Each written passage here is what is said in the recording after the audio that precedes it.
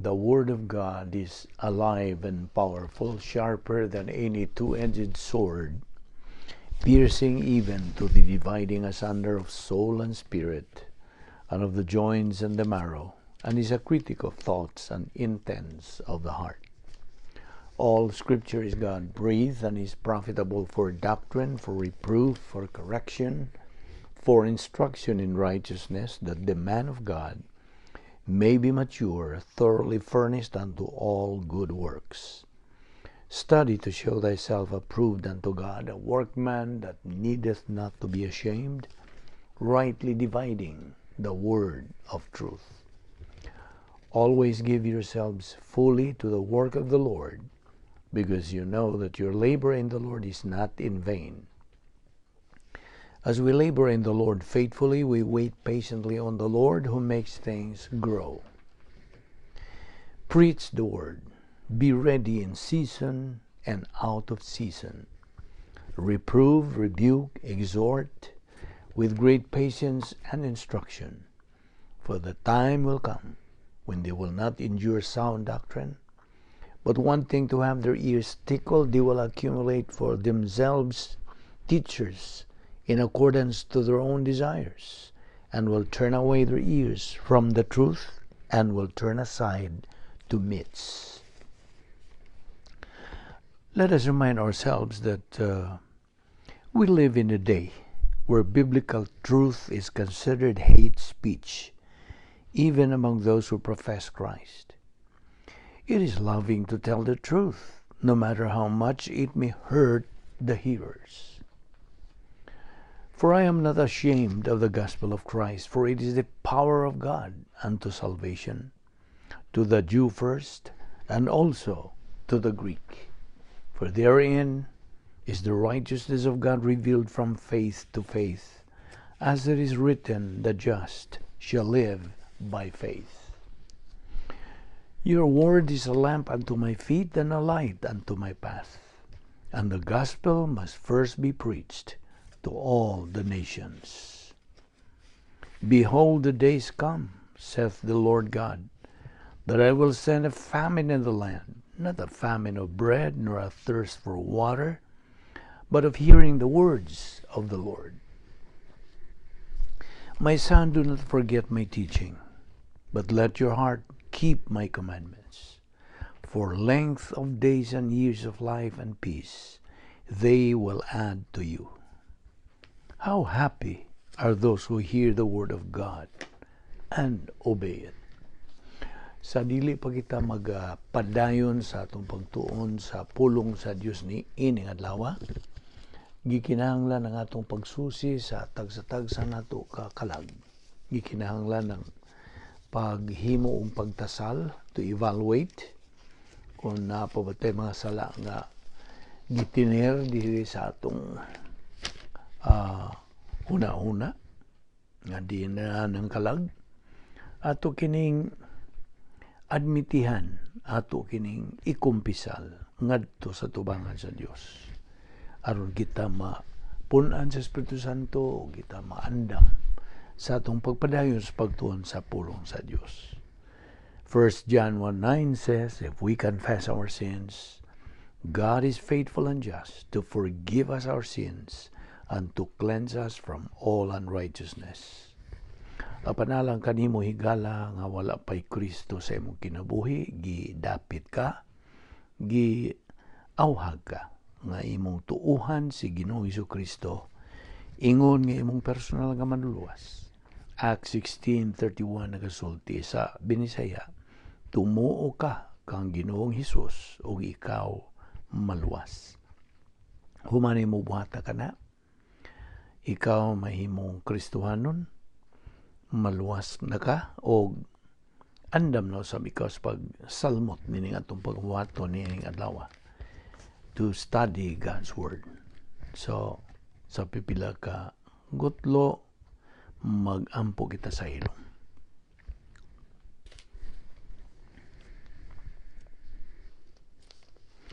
Let us pray. Amahan namo nga Dios, nagapasalamat kami kanimo sa imong paghatag kanamong lain sa mga higayon sa pagtuon sa imong pulong nining adlaw.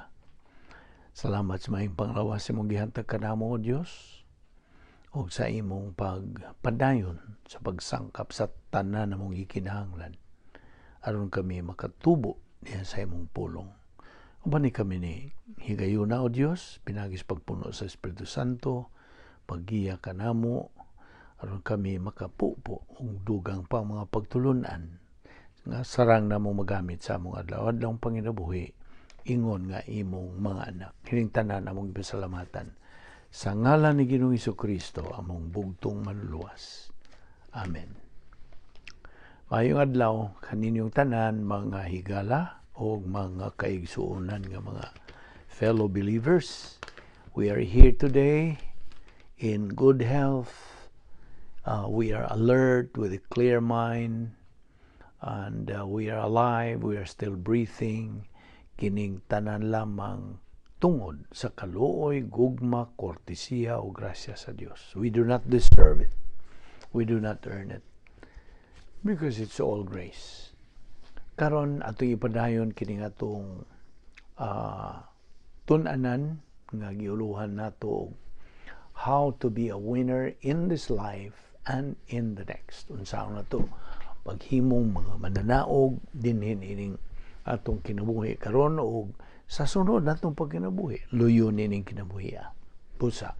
Ato namang gisgutan ang daghang mga pagtulunan ubos niining maong topic nga atong gisgutan. Og so kung ikaw na ay tinguha nga mahimong mananahog nining kinabuhi, then you are just in the right place. Aron ato kining hisgutan ang dugang pa mga mga branches nining mga pagtulunan. Unas tanan, ang usa ka magtotoo ang tong hisgutan tungod sa iyang pagsanong na sa pagdampit sa Dios nga musod siya sa plano sa Dios. Iyang gigamit niyang positive volition, kaya nga itong kaumuto, doon ay duha kabahin, negative, positive. Kaya migamit man ka ng maong tawhana sa positive volition, positive Paul sa iyang kabubuton nga.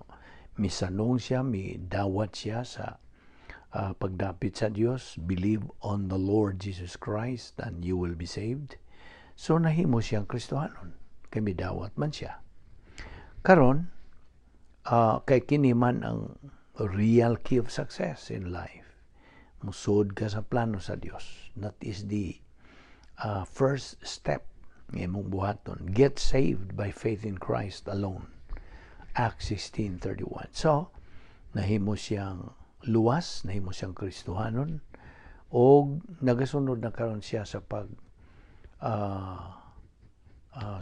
nagasunod siya sa mando sa Dios. Nga ikaduhang mando mao nga patubuon ng iyang kalag.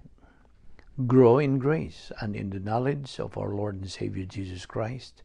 Segundo Pedro 3:18. Karon, iya nagipa si una ang pulong sa Dios sa iyang kinabuhi. Then, nag-anam-anam na siya pahiluna sa grasya sa Dios. Kay, nasuod naman siya sa plano sa Dios. Therefore, ang iyang pagsunod niini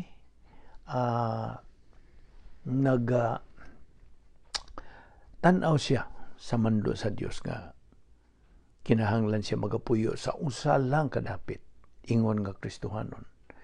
For every believer there's only one place to stay, and this is a mental attitude niya dinhi sa atong panguna-una kini nga ginganlan nato og divine dynasphere.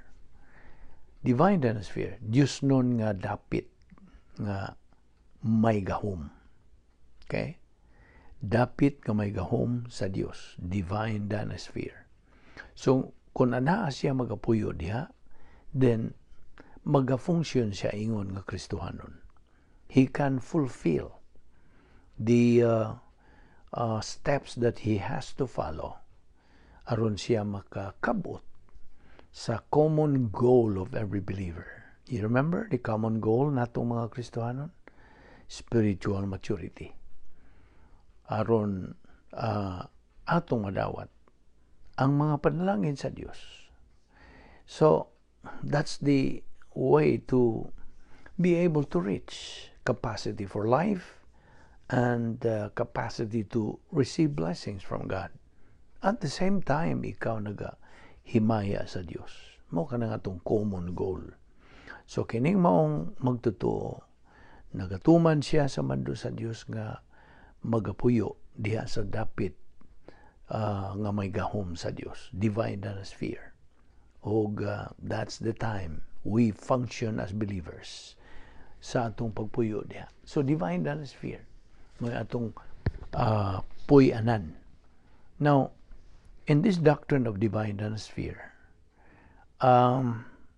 nahinumdum pamantingali ka sa duha kalingin, upper circle o bottom circle. Ang upper circle mao kining eternal life, the permanente na kining relasyon nato sa Dios.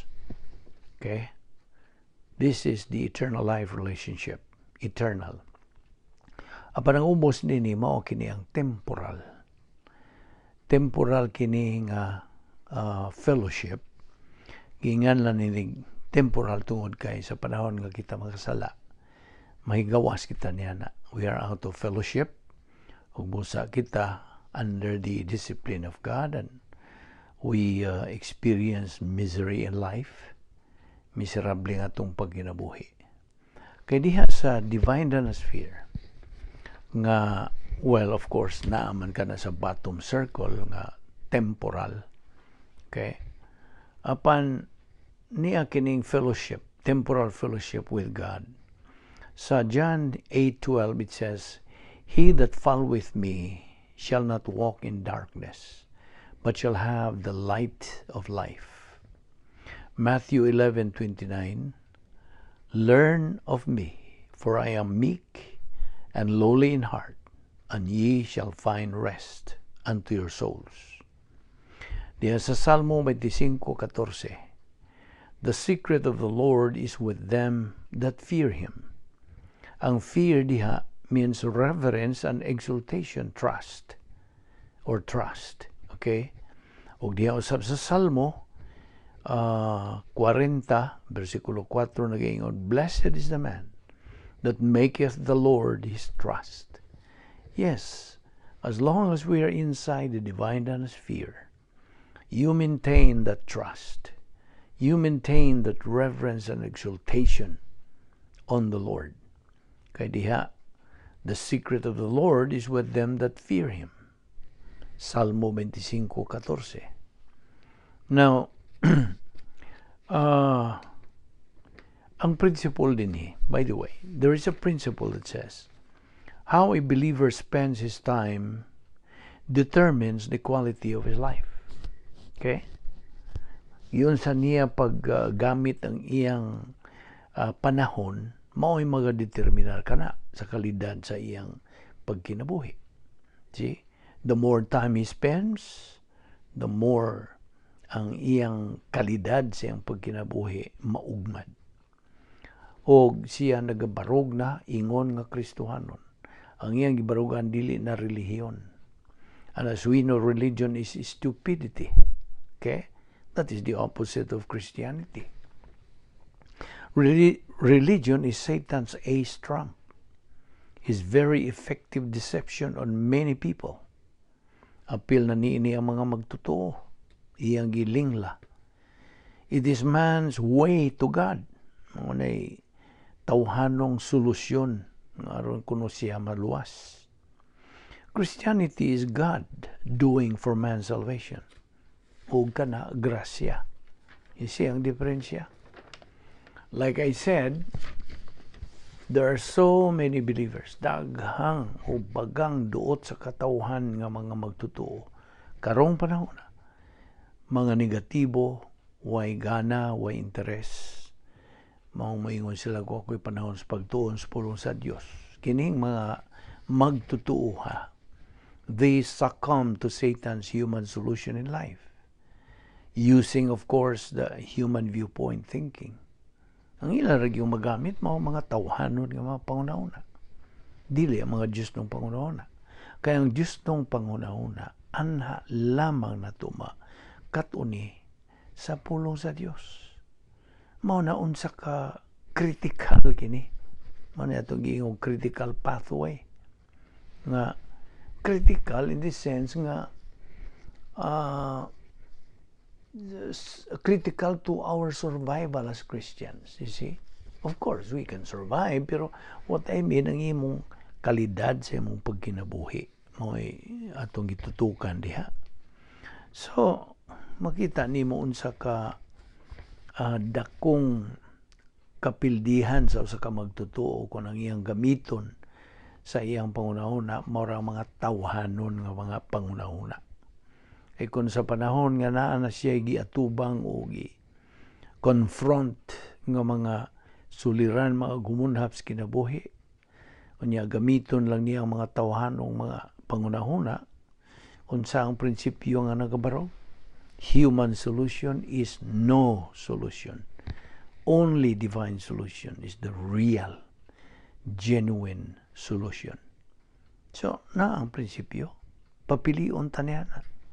Sa may mong gustong gamiton nga solusyon, Diyos nun o tawhanon. Kaya ang tawhanon, dili man solusyon. It will always fail. So, papilion ta. We have a choice. It's a matter of choice again. Now, another principle din compromise to doctrine always leads to defeat. Tinuod.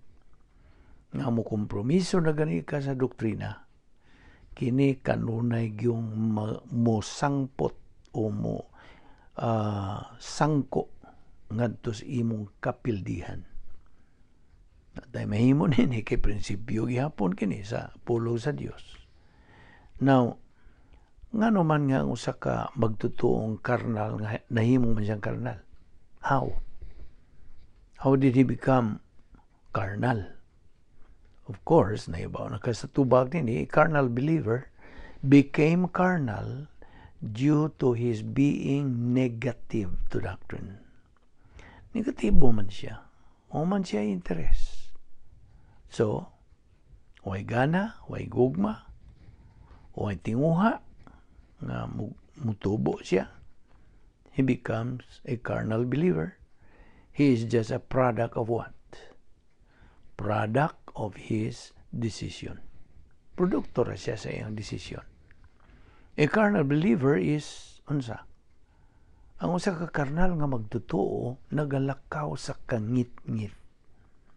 Imagine na, walking in darkness. Naka-imagine ka ba na ay blackout, kalit lang kapaw ng suga. Andiyan may tabo. Magkaap ka. Magkarap-karap.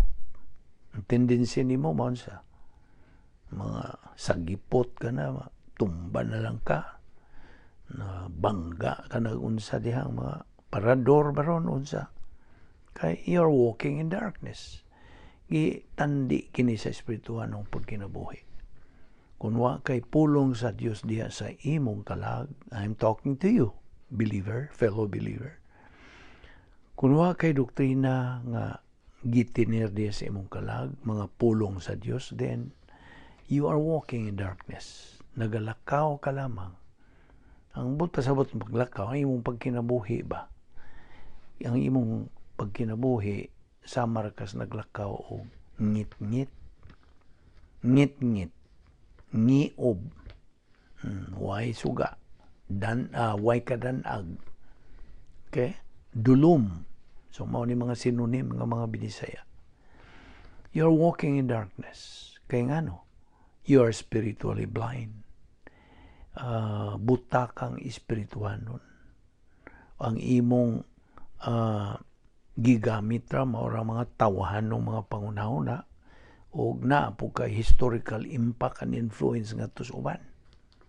See? Kaya makita man sa imong kinabuhi. Kung magagamit kag mga tawahanong Pangunahuna, ang resulta nila tawanon. Unya, makita sa mga tao ang resulta. Yan, natural naman na sa kalibutan. Apan ko na kay pulong sa Dios diya sa imong kalag, mo imong gamiton sa imong pag-atubang sa kinabuhi, then ang resulta unsa Dios nun. Unya, dili na kalibutanon ang resulta. Mo nang makita sa tao, makita sa isig katao nimo, moingon sila, uy, lahi lagi ni siya. Lahi siya sa kasagaran, kadaghanan. Kaya nga naman, mo nagiingon og, a tree is known by its fruit. See? Mailhan nga ikaw lakaw kinabuhi, sumala sa mando sa Dios. You are walking in the light. Na kay kadanag, kalamdag, kahayag, naadihang siga. See? Because we Christians are supposed to be the light of the world. Reflector, I mean. Kaya it is the Lord Jesus Christ who is the light of the world. Kitang mga magtotoo are supposed to be the reflectors of the light of the world. Kang Ginoong Jesucristo. Nga naga-reflect na kita. See? Nga sa iyang kadanag ni Ginoong Jesucristo ingon nga light of the world. So, ang maong karnal nga magtotoo, we're talking about the carnal believer, has human viewpoint, historical impact, and influence. And he is just influenced by evil. Okay? Ang daga-influensya niya, mora ang kadautan, mga dautan, evil. Now, nasayod na ta, nga kining kalibutan na, is ruled by Satan. Ug ang iyang policy ni Satanas is evil. Whereas ang atbang nini, ang Diyos, ang iyang policy is grasya. You see? Makita nimo ka na nagkaatbang. God's policy is grace. Satan's policy is evil. Mao na, natas taliwa, papilion gyapon ta. Unsa man, buot ka bang maglakaw under God's grace or under the influence of Satan's evil? Pili. You are always a product of your decision.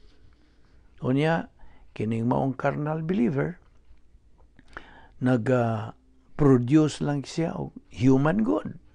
Unsa may hisgot sa pulong sa Dios bahin og human good. Filthy rags. Sama ra gyud nas trapo nga mahugaw. Okay? Dead works na pagyud, patay nga mga binuhatan. Di man ni kini. Di man ni kini nga kung maghisgot na gidigtag human good, kanang maon good, kanang mayong binuhatan, patay sa tubangan sa Dios. Patay kay di man niya madawat. Kasabot ka? I hope nasabtan nimo na. Apan, adto tas pikas, ang positive believer, dili negative, ang positive believer is spiritual. And that's why he is sanctified. Unsay pasabot sa sanctified, binalaan. You see? Tungod siyang pagka-positibo.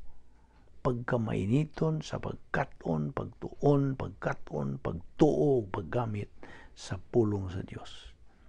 Unsay pasabot og sanctification, binalaan sa Binisaya. Upon sanctification in English means set apart to fellowship with God and to the Word of God. Gipaglain ka na ngadto sa imong pakigamitay sa Dios o pakigamitay sa pulong sa Dios. Now, well, as a review, doon ay tulo ka klaseng sanctification. Numdum ka? Ang una nini, maong positional sa imong pagkaluwas, na sanctified ka, na binalaan ka, tungod sa grasya. Ang ikaduha, sa imo ng pagkinabuhi, ingon nga Kristohano din sa yuta, experiential sanctification. Experiential, sa imong pagsinati na. Ipong adlaw-adlaw pagsinati. pagkadadlaw, pagkinabuhi. Unya hangtod sa imong pagtubo, sa imong kalag, pinagi sa imong pagtuon sa pulong sa Dios on a daily basis. Underline that word. Daily basis. Adlaw-adlaw. Kaya ngano? Kita magantubang pug mga suliran adlaw-adlaw. Okay? Unsa may mong gamiton kung wala na kay doktrina? Wala. Tawhanon gihapon imong magamit. Tawhanong panguna-una nga mo resulta unsa? Tawhanong binuhatan. Dead works gihapon. You see? Nasabtan nimo na. These are basic things. And yet, mahinungdanon pagayo. Very, very important sa atong pagkinabuhing Kristohanon. Dili ni ingon-ingon lang kining atong gitun-an. Pulong kini sa Dios. Gikan sa baba sa Dios, sa huna-huna sa Dios. Nga atong gidawat o gihagop, atong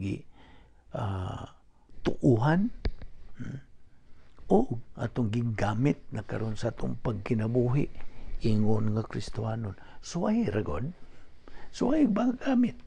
Makita nimo. God does not lie. Dili mamakak ang Dios oy. Di na siya Dios kung mamakak siya.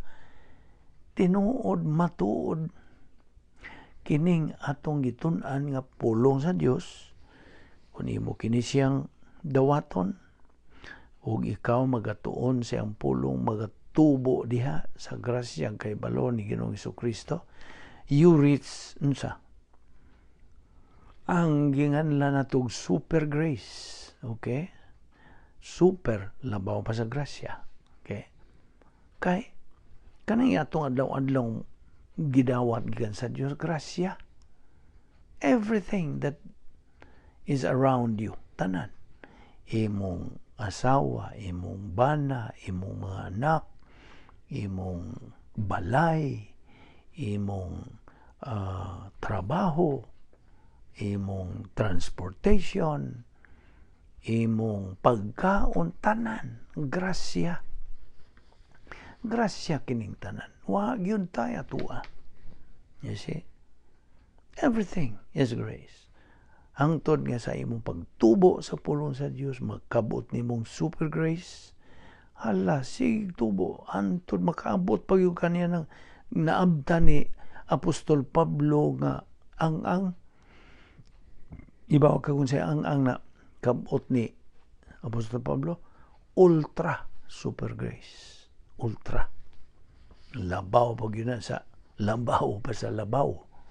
You see? Di ba ka gustong makaabot niya na? What a fabulous life. Thrilling ka na, adventurous, fabulous life. So onya, ang ikatulong nga kind of sanctification, human naman itong experiential, ang sa ikatulo, ang ultimate na, dito na sa eternidad. Much, much, much more than mega or whatever is more than super. Tuwa na dito sa eternidad. Mao na ang atong unsa ultimate goal as believers. Nga makabot na to, nag-abot na to dito, tuwa na naghuwat ng labihan sa kadaghan nga mga ganti nga giandam sa Dios. Now, kini nga itong gihisgutan. Mga bahin kini sa atong tunanan nga how to be a winner in this life and in the next. O a believer needs to go through nga atong gisgutan nga critical pathway. Ato na po ning tukbilo gamay. You see, ang pagkat-on nimo sa doktrina, kinahanglan, ang katong imong nakatunan, kinahanglan sagulan ka na sa pagtuo. Of course. Magama kag siminto, kung i-explicar naman ni kaniadto, maghimo kag siminto, magkagama di kag siminto, guwapoy kanang isagol nga siminto, nga simintohon. Di man magsilbi og basra na ginay isagol ni mga ingredient nga mahimo ng simento, tubig, bas, o sa padiha nga kinahanglan aron makahimo kag simento. See? Mao pud na ang doktrina. Ang imong nahibaw-an nakatunan nga doktrina, sagulan animo sa pagtuo aron saguran nimo sa pagtuo naman na sa Hebrehanon 4:1-3 kay kini mo sangko kini this will lead you into the realm of doctrinal reality o divine viewpoint mental attitude. Matod pa na sa Isaiah 55:7-9. Kining maong Diyos nun nga mga panguna-una, mental attitude. Mao kini ang tinubdan. This is the source of spiritual power. Espirituhanong gahom. Spiritual discernment. Espirituhanong pagka-alinggaton. Alinggat ba? Makaalinggat ka dayon. Pag-ila dayon. What else? Spiritual love. Espirituhanong gugma. Sunod, spiritual growth. Espirituhanong pagtubo. Now, kining kinatibuk-an niini, this package results ang resulta kini sa imong unsa production of doctrinal orientation. The believer gets oriented to everything in life. Mahiluna ka na, oriented ka na sa tanan bahin sa imong kinabuhi. Like for instance, sa imong kinabuhi, bisan pa sa imong kamatayon, bisan pa sa imong kaminyoon in marriage, in your work, sa imong trabaho, in your food that you eat, in family, panimalay, in romance, sa pagigugmaay, in sleep, pagkatuog, in social life, panginabuhing sosyal, tanan kinibahin sa kinabuhi, everything in life.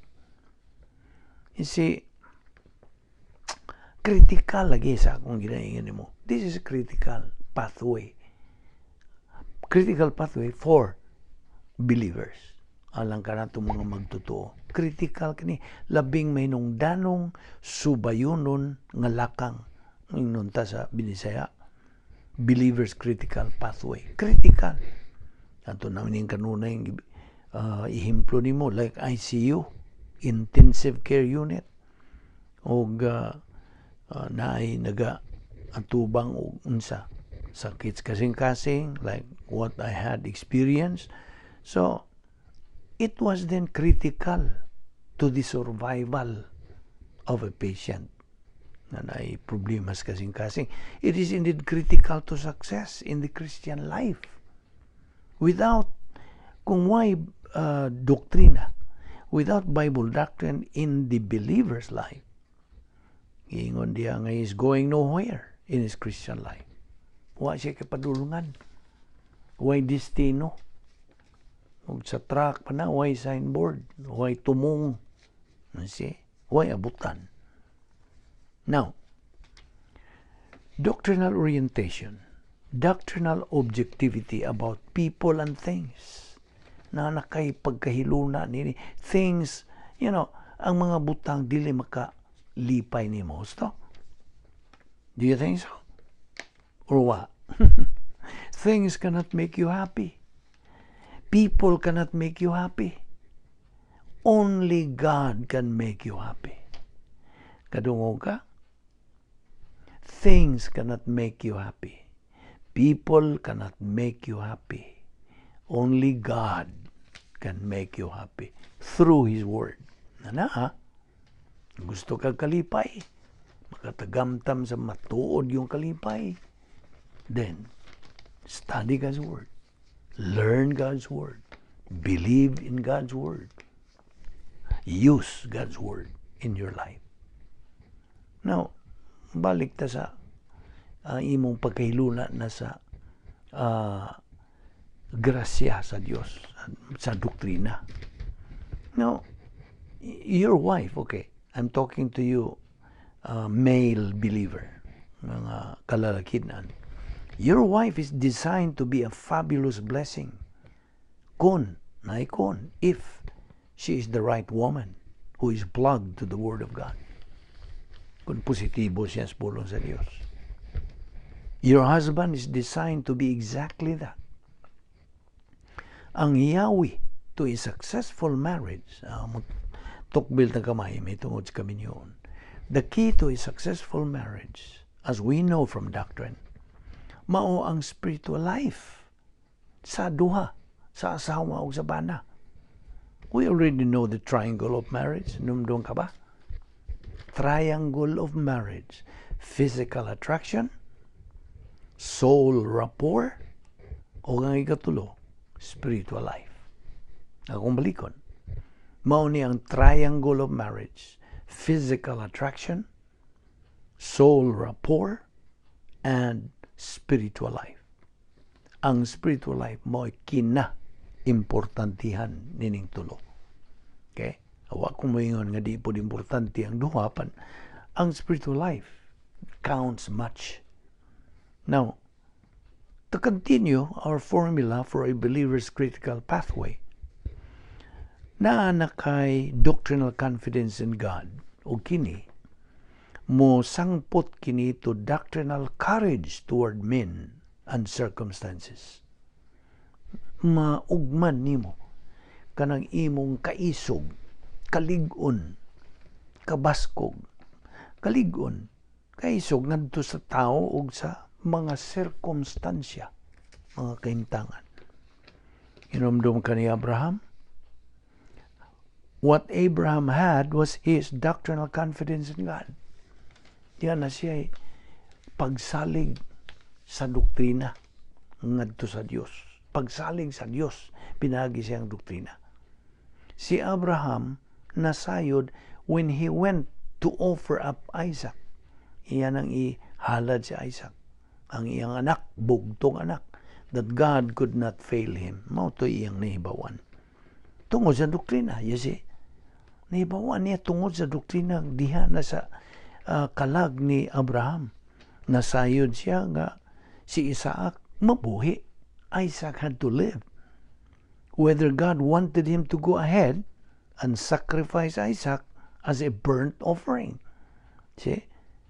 Si Abraham is going to stand there and God is going to resuscitate him. Iyang pabuhion, iyang resuscitate him.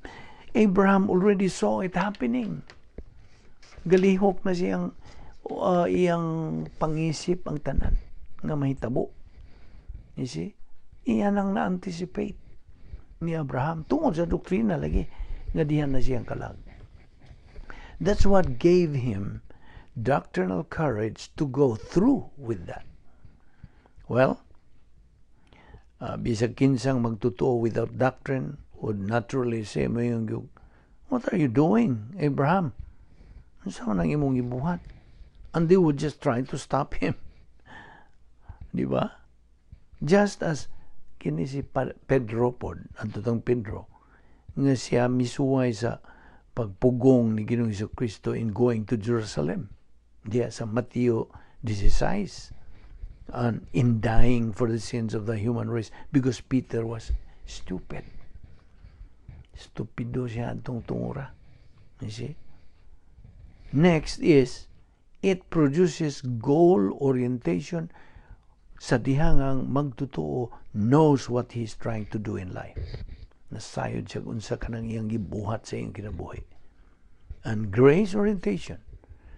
Unsa laingan sa grace orientation? Humility. Pagka mapaubsanon. It produces inner beauty. Sulod nun nga katahom. And it produces control of the details of life. Musangput kini sa imong imong katakos na karon sa pagpugong, pagkontrol, pagduma sa mga detalye sa kinabuhi. Dili kay ikaw ulipon nila. You know what I mean? The believer knows how to run his life. Nasayod siya kung saan pagpadagan siyang kinabuhi. He knows what to do with money. Kamao siya mo gamit sa salapi, kwarta. He knows what to do with material things. Naibawa siya kung saan paggamit ng mga butang, mga kabtangan. He knows what to do with work. Naibawa po siya kung saan niya pag tuman sa iyang katungdanan. He knows what to do with social life. Siyang sandurot sa isig katao. He knows what to do with the Word of God in his life. Nasayod siya niya na. Unsay iyang buhaton, ginamit ang pulong sa Diyos sa iyang kinabuhi. Why? Because ang pasiuna na siyang kinabuhi, mao naman ang pulong sa Diyos. Because the priority in his life is the Word of God. The rest of the things are details. Ang tanan. Everything that surround him. Detalye lang ka na. Ang iyag yung pasiuna, number one priority, mao ang pagtuon, pagkaton sa pulong sa Diyos. Mao ka na. He controls siya mao na yung magadumala, magakontrol. He masters the details of life and never be a slave to those details. Dili gyud mahimo nga siya mahimong ulipon. Unsa bot pasabot niini? That you become a slave to the details of life. Ang bot pasabot nga ikaw under the control sa mga detalyes kinabuhi. Ang bot pasabot nga nakaidaghang mga tinguha nga gusto kang daghan pagkabtangan sa kinabuhi. Details of life man kana. Dili ikaw ang master niya na. Dili ka kakontrol. Ang mga details of life may nagakontrol nimo. I hope you understand that. It is because of Bible doctrine nga naa na sa iyang kalag and circulating now in the stream of his consciousness. Tuyok-tuyok na diha sa iyang alimpatakan diha sa iyang pangisip. So, mo kana, that is a successful winner believer. Kung buot kang mahimog sama niya na, then start right now. It's not too late. God wants to maximize the imputation of blessing sa believer in phase 2. Buot sa Diyos. Nga ma-maximize niya ang iyang ihatag, ibubo niya ang mga panalangin later. And full reward on niya. Full reward. To that believer, didto na sa phase 3. Sa eternidad. 1 Peter 2:1 sa gisulti. It says, therefore, therefore din this is a coordinating conjunction kini. Therefore, having set aside all evil, all malice, or guile, verbal deceit kining guile, all hypocrisy, a phony communication, envies and jealousies are all evil communication. The sins of the tongue, envy, jealousy, pride, or mental attitude sin. Mao ni mga sala sa dila. Kasina, pangabubho, pagkamapaytason, or kini, mga mental attitude sins. The sins of the tongue, unsa man ang mga sins of the tongue? Ang pagpamakak, deceit, paglingla, human viewpoint communication. Now, ang usa ka bag-ong magtotoo, a newborn baby, okay? Bag-ong masuso. So, unsa may gikinahanglan sa a newborn baby? Unsa man? What do newborn babes want? Well, infant man sila. When they're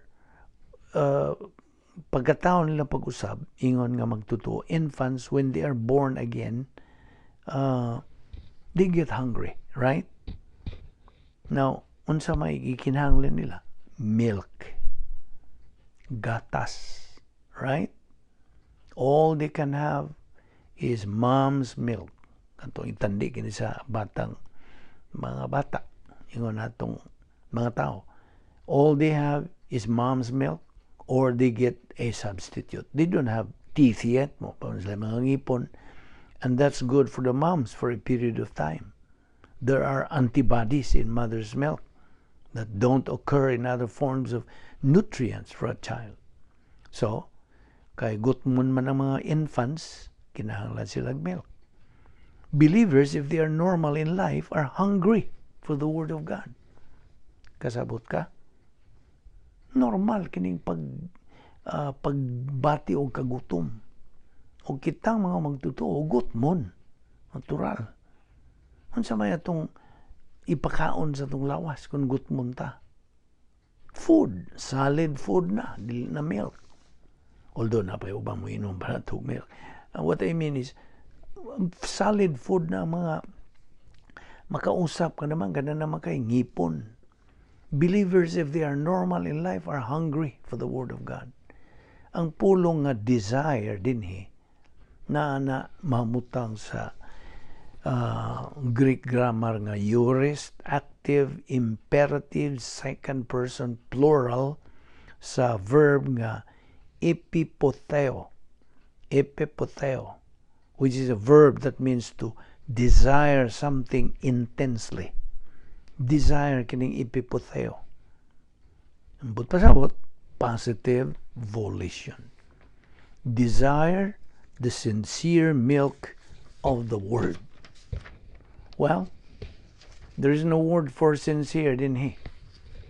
The word for milk here is the neuter accusative singular sa noun nga gala. Gala, G-A-L-A. It means milk. And it refers to basic doctrine. Mga basic, mga sinugdanan nga mga pagtulunan sa Biblia, upon which a superstructure is built. Okay?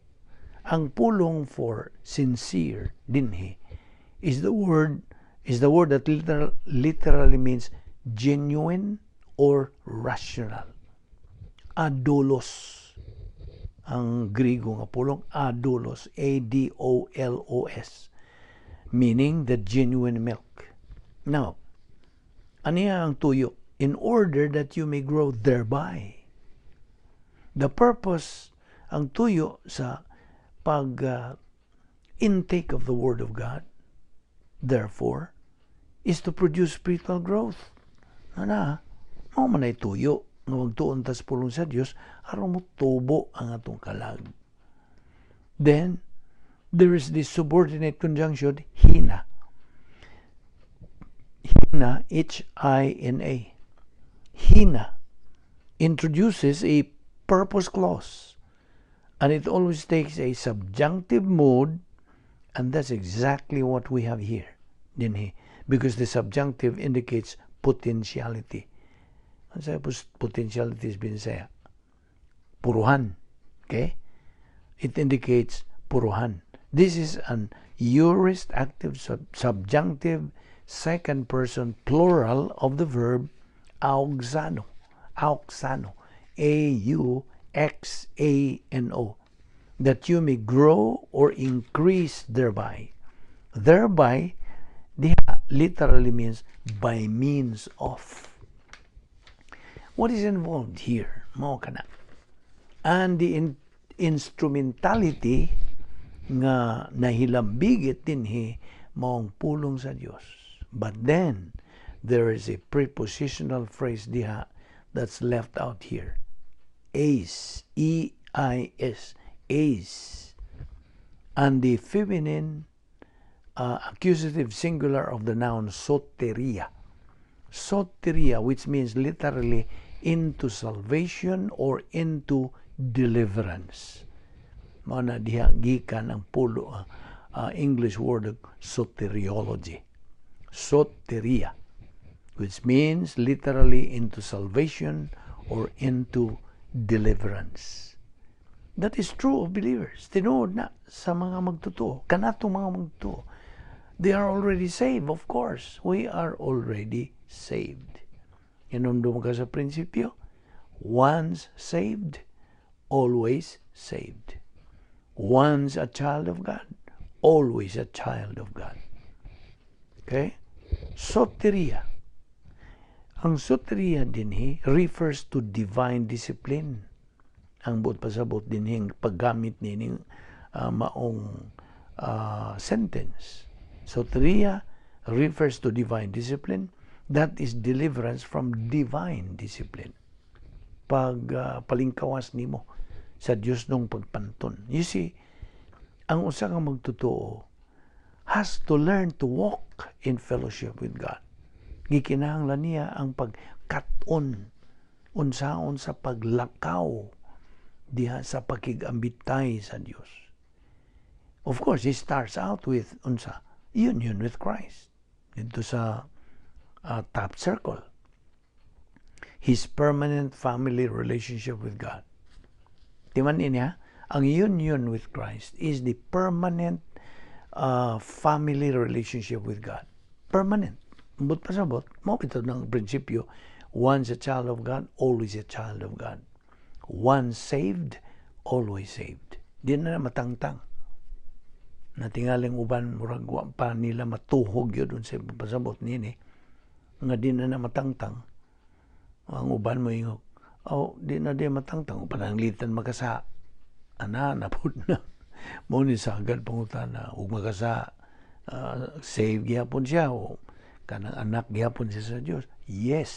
Definitely yes. Kaya we are standing on that principle, on the Word of God. Once saved, always saved. Kaya di naman issue ka ng sala, kung maghisgot kang sala.